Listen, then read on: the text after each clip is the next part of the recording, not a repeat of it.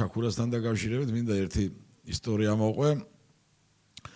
ჭოლალო მთათიძეზეს ცნობილი რევოლუციონერია. ჭოლალო მთათიძე არა მარტო რევოლუციონერი იყო, არამედ იყო მასწავლებელი, ლოტბარი, მომღერალი, რა ვიცი, ადამიანი, ორკესტრი, მწერალიც, მათ შორის პუბლიცისტიც და ასე შემდეგ.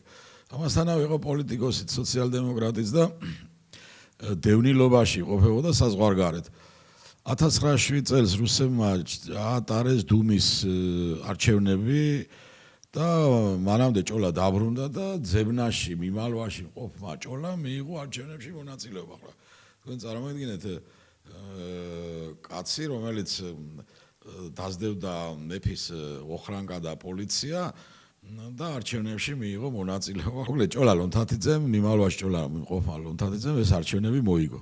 ნუ ახლა დესპინე გურიელი ცნობილი ქალბატონი იყო, ამ ქალბატონს ეს ლექსიც აქვს მიწყვნილი პოეტ მამია გურიელს, სადაც მამია გურიელი აღნიშნავს მის სილამაზესთან ერთად მის ბულბულისებრ სიმღერას.